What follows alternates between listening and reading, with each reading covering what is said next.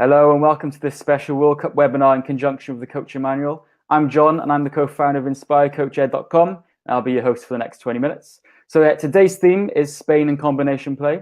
And today I'm joined by Lee Fletcher of the Coaching Manual. How are you doing, Lee? Yeah, very well. Thank you, John. Thanks for having me. Great. Can you tell maybe the viewers a little bit about yourself before we begin? Yeah, so my name's Lee Fletcher. I've lived in Spain now for seven and a half years. I've had some experience with Premier League clubs back in the UK, coaching. I spent 18 months at La Liga club, working with their academy, their cantera, doing English through football and which was based on coaching analysis. So doing like teaching through football, but primarily through the concepts of coaching. I'm currently working now with a university team, which is in the Spanish football pyramid, and our objective is obviously to go as high as we can. Ideally, going towards a semi-pro base. But yeah, that's what I'm doing so far, and obviously working with a Coaching Manual, collaborating through different types of content, which I'm guessing some people have seen. So let's begin then. So we've had some great games so far in the World Cup. So what are your thoughts on Spain so far then, Lee? I've had mixed reviews, if I'm honest with you, and mixed opinions about it. I thought they started really well against Portugal. Obviously, they went early goal down through the penalty.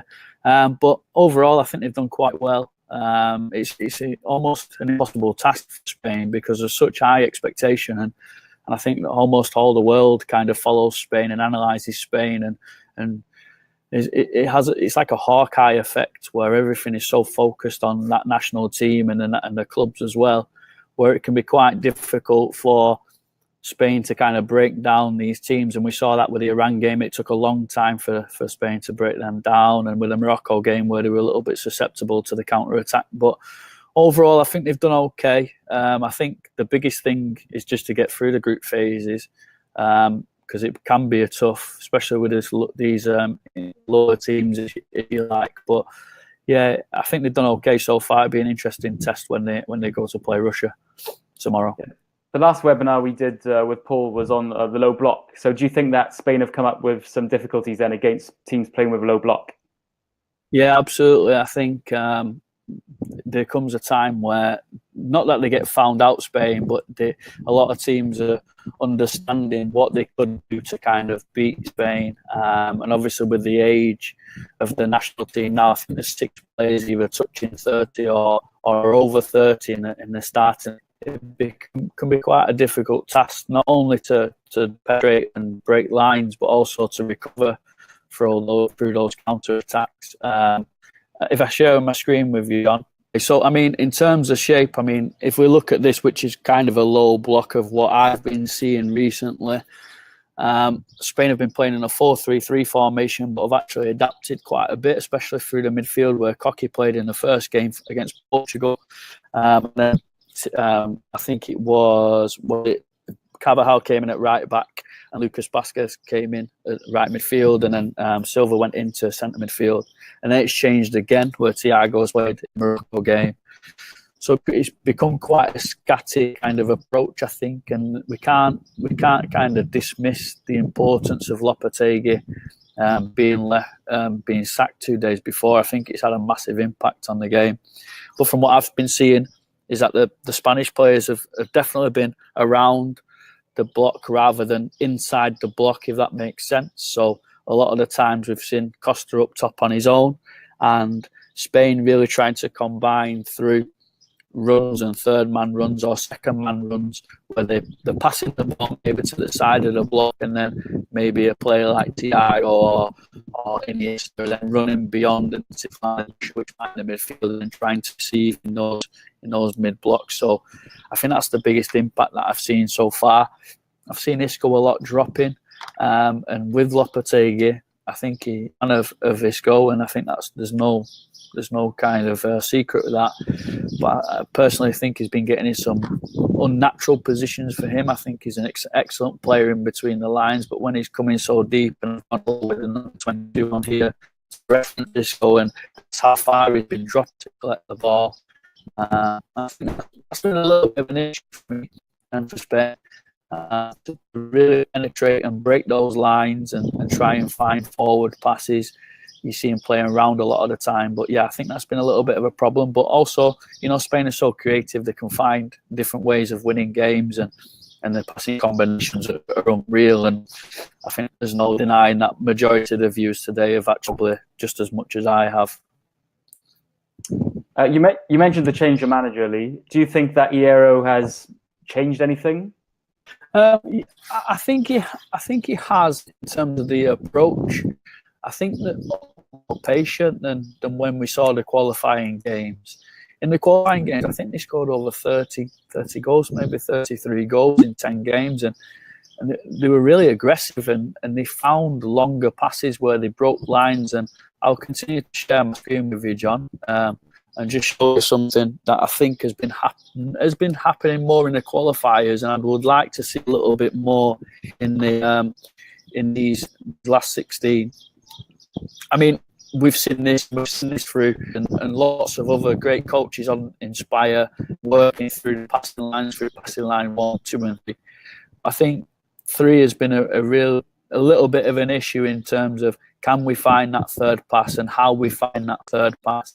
And obviously with the previous image with Spanish on the block rather than through the block, is that 1 and 2 are kind of becoming the main passing lines rather than actually trying to find number 3. So what we're finding is Spain are actually going around more than 3. And for me, Isco has a big part to this, is that he was actually leaving the third passing line, and that passing line that penetrated defences and actually got through and was then able to turn on the break and attack defenders and combine effectively past the defensive line.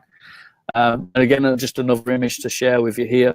We have I would say our breaking line and combination play is obviously option 1 is to find the furthest man forward, which would maybe Diego Costa or a midfielder or a winger that has come in off the line. Option 2 would be a player that received on the line of pressure. And Isco did this a lot of the time. I mean, his body movement is absolutely phenomenal, and that's why I think he's a real key player in this national side. And there's no doubt Lopetegui did as well. Is where he received on the line of pressure, he actually turned and went away from that line, almost a defensive unit by itself. And then with option 3, where maybe it could be a dribble to break the line, or a combination pass, maybe a run, a second man run.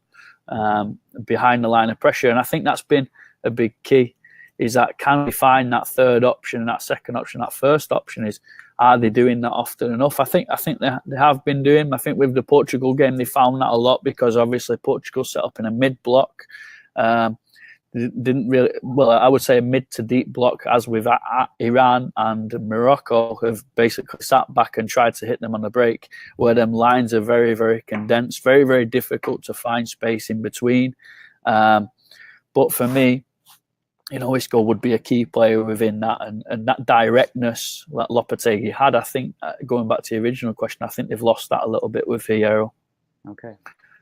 Eric's asking then, how does Spain do such a great job of teaching how to get beyond midline? So perhaps he's asking about in Spanish academies, what are they teaching the players to be able to break down the midline? I think, thank you.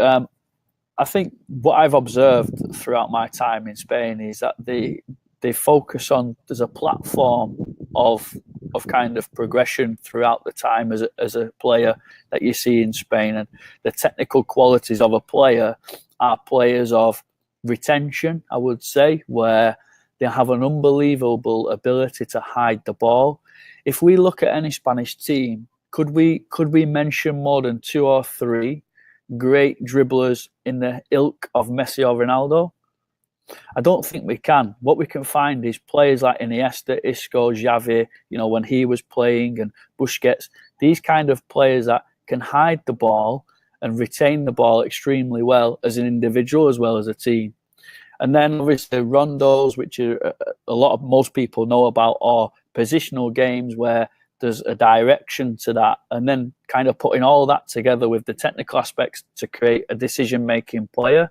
And obviously football is about actions, which are technical actions, and decision-making actions which are obviously making those correct decisions. So in a Spanish academy or in a Spanish even grassroots football, there's a great emphasis on the technical qualities of a football player, but then can they make those decisions, and can they know and understand when to drop off, when to move into position, when to maybe in this image look at option 1 or option 2, or maybe can they come combined with option 3, and then it's structured from there.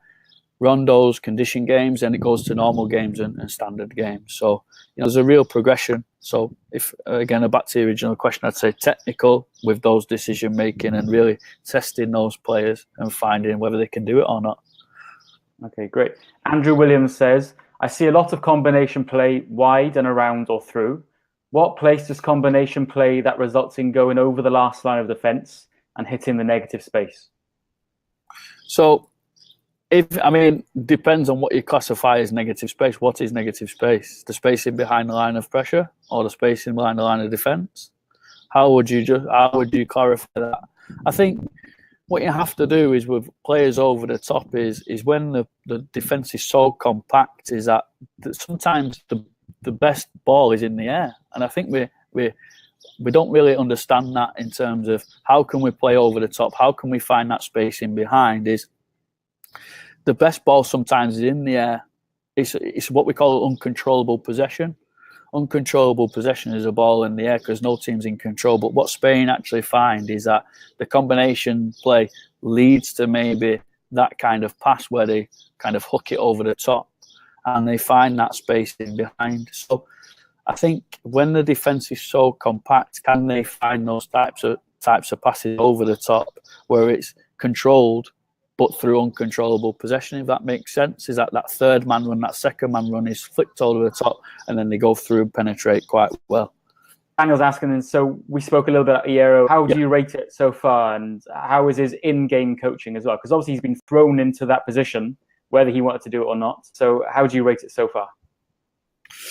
I think he's been good. I think there's no doubt his knowledge of the game is absolutely fantastic, and there's no doubt that he has an excellent football brain and the ability to kind of change games. I would say it's been good. Could it have been better?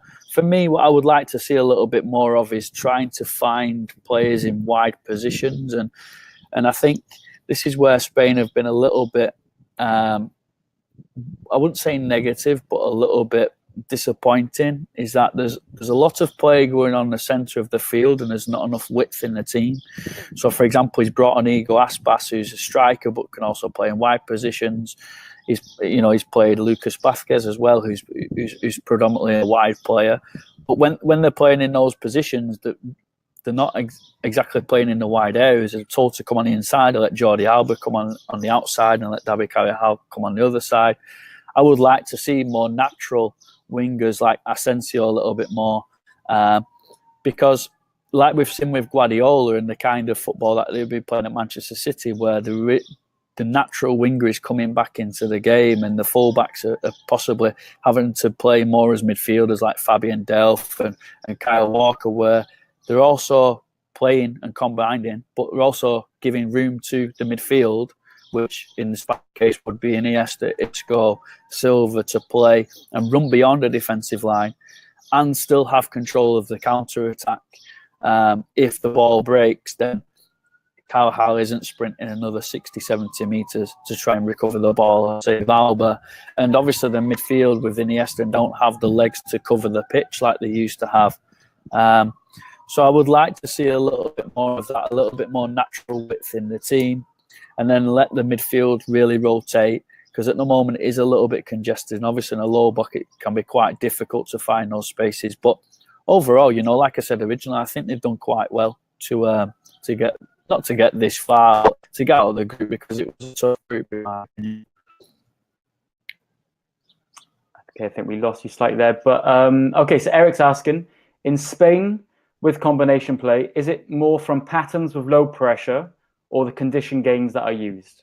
If condition games, both. Both? Both, absolutely both. I mean, you can see anything from line balls or pass. I mean, this is one of the things that we kind of neglect in England. It's not the right message to see. Is okay, Maybe we have players based on cones and just doing nice and simple pattern play. And those pattern plays are done a lot during the warm-ups. And you'll see pattern play from cone to cone to cone. And then they might do some stretching with the older groups. And then you might see, well, can we incorporate those line balls into then the rondos? And then can we incorporate those rondos then into condition games? Condition games generally are zonal, so they could be playing through the thirds, or they might be some kind of overload, maybe in the wide areas or in the central part of the position. Most people have seen these Pep Guardiola rondos of 4v4 plus 3. But then can you take that to a game? Can we have 2 goalkeepers maybe instead? So maybe it's a 4v4 plus 1 with 2 goalkeepers. So, there's lots and lots of different ways. Condition games are actually my favourite. I love condition games. I think they're the best way of teaching football in terms of that it looks like the game ultimately, and that's what we need. And it has some different type of purpose. And can we then focus on those technical and decision-making patterns that we've been focusing on maybe in the warm-up or in the rondo? So, yeah, I would say both. Okay, great. Daniel says, so he agrees with you. I thought exactly the same about those wide positions. I think they would benefit from at least one more vertical player, so e.g. Asensio out wide. Eric also agrees with the lack of rotation in the Spanish midfield. So thank you for joining me today, Lee. No, thank you. Thanks for having me.